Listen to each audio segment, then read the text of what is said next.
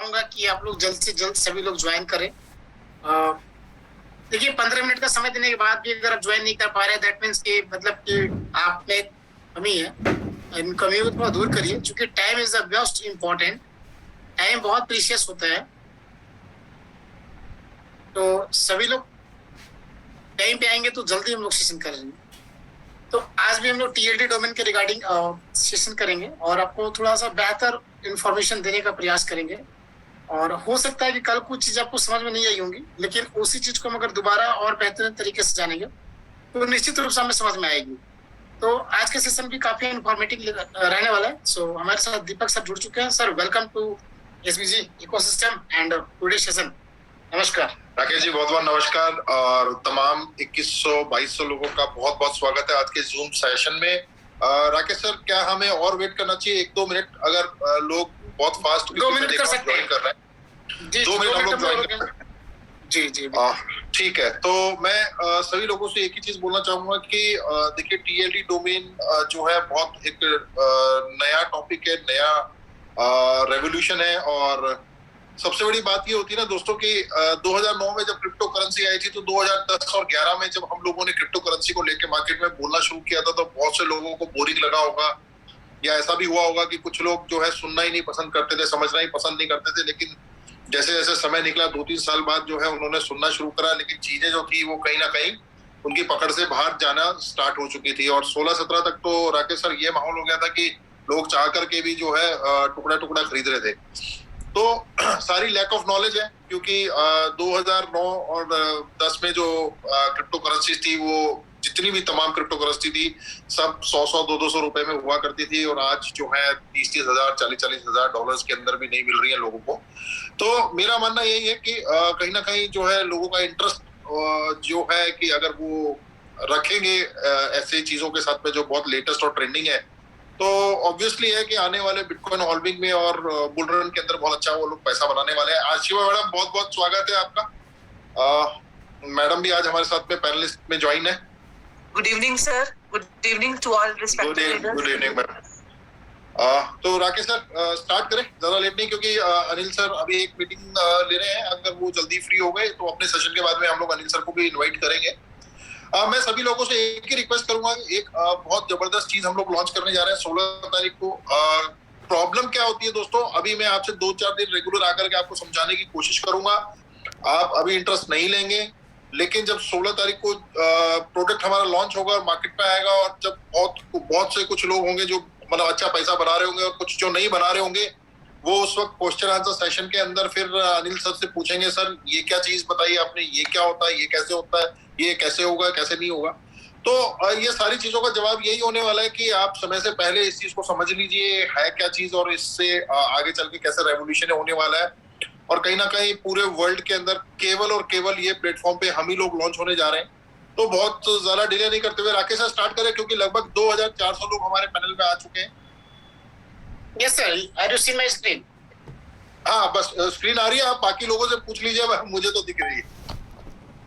कुछ लोग क्वेरी में आंसर दे दीजिए। आप सभी को स्क्रीन दिख रहा है तो प्लीज राइट डाउन करिए थोड़ा जल्दी। अगर हैंड रेज कर दीजिए सभी लोग, अगर सभी को स्क्रीन प्रॉपर शो कर रही है तो। नहीं सर, क्वेरी में आंसर दे सकते हैं, क्वेश्चन आंसर ऑप्शन दे सकते हैं। यस सर आ गया, सभी लोग को दिख रहा है। चलिए ओके तो ठीक है, बिल्कुल भी हम देर नहीं करते हुए आज का सेशन स्टार्ट करते हैं। एक बार सभी लोगों का बहुत बहुत स्वागत है। और जैसा कि कल हमने टीएलडी डोमेन के बारे में बताया था, सेम वही चीज आज हम वापस दोहराने वाले हैं। जो लोग कल इंटरेस्ट लेके जिन्होंने सुना उनका बहुत बहुत धन्यवाद, और जो नहीं सुन पाए उनको आज दोबारा मौका दिया जा रहा है। कोशिश कीजिए ज्यादा से ज्यादा नए लोगों को आप तुरंत लिंक भेज करके और अभी भी ज्वाइन करने के लिए, क्योंकि रूम फुल होने में 200-300 लोग अभी बाकी है। ठीक है, welcome to mango tree, biggest utilisation of MMIT. MMIT जैसा कि आप सभी लोग जानते हैं, हमारा एसबीजी ग्लोबल का एक मीम टोकन जो है बहुत पॉपुलर टोकन है, और इसने बहुत अच्छा जो है एक पंप दिया था और लोगों ने बहुत अच्छा पैसा बनाया था।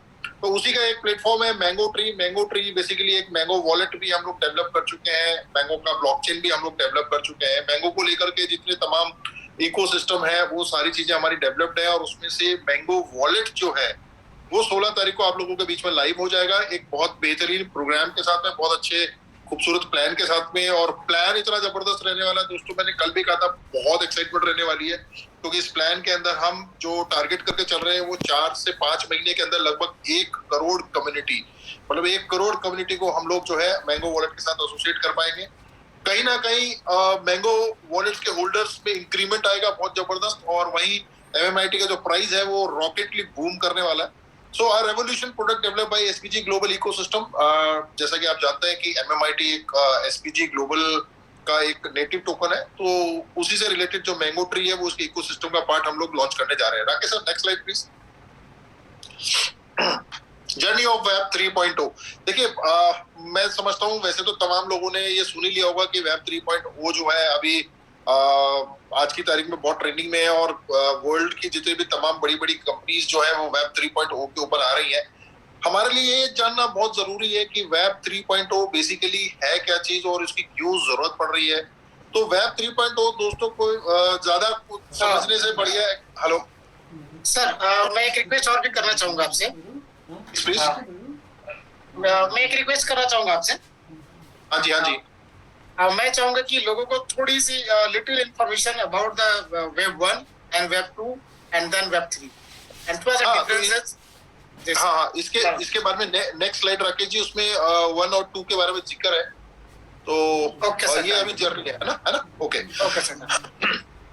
तो जर्नी ऑफ वेब 3.0 बेसिकली ये जो स्लाइड है ये आपको ये बताएगी कि एक जो शुरुआत हुई थी वेब 1 से और उसके बाद वेब 2.0 आया, फिर वेब 3.0 आया, तो इनमें क्या डिफरेंसेस थे और ये कारवा कब स्टार्ट हुआ था और कहां से अब आज की तारीख में हम जो है किस प्लेटफॉर्म पे खड़े हैं। तो वेब 3.0 बेसिकली कुछ नहीं है, ये एक third generation of world wide web है। www जो कि हम किसी भी एक्सटेंशन या डोमेन के आगे लगाते हैं, तो उसका एक थर्ड जनरेशन है, थर्ड अपग्रेडेशन है। Rakesh sir, next slide. So यहाँ हम डिस्कस करने वाले हैं वेब 1 को, वेब 2.0 को और वेब 3.0 को। देखिए, वेब 1 जो है वो बेसिकली एक कहते हैं कि एक स्टार्ट है इंटरनेट की दुनिया का, एक ब्राउजर का स्टार्टअप होता है, वर्ल्ड वाइड वेब का जो स्टार्टअप है। सो ये वेब 1.0 जो है दोस्तों, ये 1990 से लेके 2000 तक का दशक जो रहा है, ये वेब 1.0 कहलाया। बेसिकली ये बहुत अर्ली स्टेज थी, बहुत स्टार्टअप था, क्योंकि उस वक्त इंटरनेट जो है तमाम जगह नहीं पहुंच पाया था और कंप्यूटर्स जो थे वो केवल बेसिक जो बहुत बड़े बड़े ऑर्गेनाइजेशन थे वहीं पर ही मिलते थे। तो क्योंकि डिवाइसेस बहुत कम थे, इंटरनेट की अवेलेबिलिटी कम थी, इसलिए कंटेंट भी बहुत कम हुआ करता था। दोस्तों, ये वो दौर था जब कि डोमेन नेम्स जो हुआ करते थे वहां पर लोग IP एड्रेस को डाल करके वेबसाइट को ओपन किया करते थे। यानी कि किसी भी कंपनी की, जैसे आज आप गूगल की वेबसाइट खोलेंगे तो आप सिंपली लिखते हैं www.google.com, लेकिन 1990 और 2000 के दशक में लोग www.google.com नहीं डाल करके एक IP एड्रेस को डाला करते थे, जो कि 192.168.1.2 ऐसे करके होता था, जो कि याद करना बहुत मुश्किल होता था। लेकिन उस समय जो था अपग्रेडेशन IP एड्रेस के थ्रू ही जो है वेबसाइट एक्सेस करी जा सकती थी। जितनी भी वेबसाइट होती थी बहुत लिमिटेड कैरेक्टर्स के साथ होती थी और स्टैटिक वेबसाइट्स होती थी। मतलब आज का दौर तो ऐसा है कि डायनेमिक वेबसाइट्स होती है, आप वेबसाइट में जो डालना चाहे, जिस तरीके से देखना चाहे अपनी वेबसाइट को, जो कंटेंट डालना चाहे, जो ग्राफिक डालना चाहे, वो सब डाल सकते हैं। लेकिन वो जो दौर था 1990 से 2000 का, जो कि जिसमें की वेब की शुरुआत हुई थी, उस वक्त केवल स्टैटिक वेबसाइट होती थी, एक सेट पैटर्न होता था, उससे अलग कुछ भी नहीं होता था। धीरे धीरे लोगों को जरूरत पड़ी तो इंटरनेट जो वेब है वो अपने सेकंड स्टेज जनरेशन में आया, सेकंड स्टेज पे आया, जिसको कि हम बोलते हैं वेब 2.0। इसकी शुरुआत सन 2001 से लेके लगभग 2010 के बीच में रहा है ये दौर। और ये दौर रहा तब वेबसाइट जो स्टैटिक थी वहां से धीरे धीरे डायनेमिक्स में आने लगी, क्योंकि पहले जो लैंग्वेजेस यूज करी जाती थी बहुत बेसिक लैंग्वेज थी। फिर बाद में जब वेब को डेवलप करने के लिए जो लैंग्वेजेस यूज होने लगी वो बहुत एडवांस लेवल पे यूज होने लगी। और कहीं ना कहीं इंटरनेट पे जो है अपलोड और डाउनलोड दोनों है ना बराबर तरीके से होने लगा। और इसी दौरान सोशल मीडिया जो थे उनका जन्म हुआ। जन्म कैसे, मैं आपको बताता हूँ। ऑर्कुट करके एक बहुत बड़ी सोशल एप्लीकेशन आया करती थी, उसके बाद में फेसबुक आया। तो कहीं ना कहीं लोग अपने कंटेंट को भी इंटरनेट के ऊपर अपलोड करने लगे। डाउनलोड तो चलता ही था लेकिन अपलोड भी करने लगे, यानी 2 वे कम्युनिकेशन जो है वो स्टार्ट हुआ। वेबसाइट्स बहुत ज्यादा फास्ट हुई, इंटरनेट की अवेलेबिलिटी करीब तमाम जगह होने लग गई थी। और कंप्यूटर्स जो थे वो भी तमाम जगह अवेलेबल हो गए थे, लैपटॉप्स भी करीब करीब वहां पर जो है मशीन जो डेवलप हो चुकी थी। तो ये वेब 2.0 का दौर था, लेकिन 2.0 के साथ में एक प्रॉब्लम ये थी, क्योंकि ये ओपन टू वेब था, सोशल मीडिया पे जब भी आप कंटेंट डालते थे तो आपकी प्राइवेसी नहीं रहती थी। बहुत बहुत सारे हैकर्स जो थे वो आपका डेटा को हैक करते थे। तो कहीं ना कहीं इंटरनेट में हमने एक एडवांसमेंट तो ली, लेकिन चैलेंजेस भी साथ के साथ आए। वो चैलेंजेस को फेस करने के लिए और बहुत ज्यादा डायनेमिक वेब लेवल पे ले जाने के लिए वेब 3.0 का जन्म हुआ। वेब 3.0 की शुरुआत वैसे तो 2010 से हो ही चुकी थी, अभी तक वेब 3.0 के अंदर ही चल रहा है, लेकिन अभी भी बहुत बड़ी ऑर्गेनाइजेशंस और कम्युनिटी वेब 3.0 से थोड़ा सा दूर है दोस्तों। उसका एक रीजन ये भी रहा है कि बहुत सी कंट्रीज के अंदर जो है इंटरनेट का स्पीड उतना अवेलेबल नहीं था। जैसे आज भी अगर आप बहुत से देश जो मुझे याद आ रहे हैं, कंबोडिया है या वियतनाम है, वहां पर आज भी जाएंगे तो मोबाइल के अंदर 2G इंटरनेट मिलता है, जबकि इंडिया में मैं समझता हूँ 5G नेटवर्क जो है प्रॉपर तरीके से वर्क कर रहा है, और यहाँ दुबई में तो 6G नेटवर्क भी अभी हम लोगों का चल रहा है। तो वेब 3 के अंदर दोस्तों जो सबसे अच्छी चीज आपके साथ में होने वाली है वो ये है कि आपका कोई भी डेटा है वो प्रॉपरली डिसेंट्रलाइज रहने वाला है, बहुत सिक्योर रहने वाला है, बहुत प्रोसेसिंग उसकी फास्ट होने वाली है। एंड कहीं ना कहीं ये जो वेब 3.0 है ये एक फ्यूचरिस्टिकली देखा जाए तो ये वेब के अंदर एक थर्ड जनरेशन रेवोल्यूशन है। तो ये मेजर डिफरेंसेस है कि 1 से कैसे हम अपग्रेड होकर 2 पे गए और 2 से आज जो है हम वेब 3.0 के अंदर स्टैंड कर रहे हैं। Rakesh sir, next slide please. Limitations of web 1.0 और 2.0, देखिए मैं आपसे मोटा मोटी शेयर कर चुका हूं कि वेब 1.0 और 2.0 में क्या कमियां थी जिसको कि वेब 3.0 के अंदर उसको अपग्रेड किया गया, लेकिन कुछ पॉइंट्स यहाँ पर लिखे हैं तो मैं आपसे शेयर कर देता हूँ। Required technical devices and internet connection, देखिए वेब 1.0 और 2.0 का जब दौर रहा था तब मशीन्स जो थी वो इतनी एडवांस नहीं थी कि वो जो आज के दौर में जो आप देखेंगे कि मोबाइल कितने एडवांस हो गए। एक टाइम था जब आपके पास में जो पुराने मोबाइल है उसमें अगर आप 5G सिम को डालेंगे तो वो काम ही नहीं करेगी, क्योंकि अब जो मोबाइल फोन्स आ रहे हैं उसमें अगर आप 5G सिम डालेंगे तो वो काम करेगी, क्योंकि उनका CPU और GPU अपग्रेड हो गया, उनका प्रोसेसर अपग्रेड हो गया है, बहुत फास्ट और डायनेमिक हो गए। तो उस टाइम पे ना मशीन्स इतनी अवेलेबल थी तो लिमिटेशंस थी, वो आप एक्सटेंड नहीं कर सकते, एक सीमा तक जो थी टेक्नोलॉजी बंधी हुई थी। और यही रीजन था कि आप देखेंगे सेकंड पॉइंट जो है content quality is very low. जो कंटेंट हम लोग देखा करते थे उसकी क्वालिटी भी बहुत लो थी। जैसे कि मैं आज आपको बताता हूँ, पहले के जो कैमराज होते थे वो उनके पिक्सल्स जो थे वो बहुत कम हुआ करते थे, 1 पिक्सल 2 पिक्सल्स, मतलब मैं उन कैमरा की बात कर रहा हूँ जो बहुत हाई एंड कैमराज हुआ करते थे अपने जमाने के, उनके पिक्सल्स 1 पिक्सल 1 मेगापिक्सल 2 मेगापिक्सल के होते थे। लेकिन आज दौर में एक छोटा बैग आप लेने जाएंगे, मैं समझता हूँ 15-20 हजार रुपए का, तो उसका कैमरा भी दोस्तों आपको 2 मेगापिक्सल 5 मेगापिक्सल तक मिलता है। मतलब आप समझ सकते हैं कि जो क्वालिटी उस वक्त हम लोग कैप्चर करते थे या जो हम देखते थे यूट्यूब में भी जब हम वीडियो देखते थे तो बहुत अटक अटक के हम लोगों ने वीडियोस देखे हैं। मतलब वो दौर हम सभी लोगों ने देखा है कि जो क्वालिटी होती थी पिक्चर्स की बहुत लो होती थी।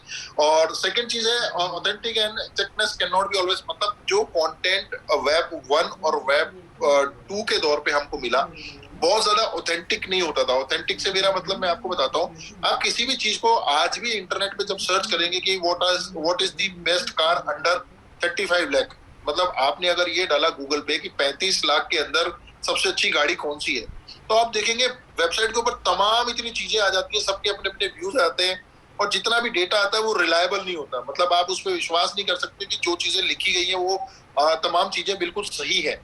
तो कहीं ना कहीं आप कंटेंट आपको मिल जरूर जाता है, लेकिन उसके बाद आपको खुद को भी स्टडी करना पड़ता है उसके अंदर कि कितना ये ऑथेंटिक है और कितना ऑथेंटिक नहीं है। देन फोर्थ पॉइंट है सिक्योरिटी एंड प्राइवेसी इशू। ये मैंने आपको बता ही दिया कि सिक्योरिटी और प्राइवेसी इश्यूज आपके और हमारे बीच में वेब 2.0 तक 100% थे, क्योंकि बहुत से लोगों ने रोज न्यूज़पेपर में पढ़ा होगा कि आज फला बैंक का जो डेटा है वो लीक हो गया है।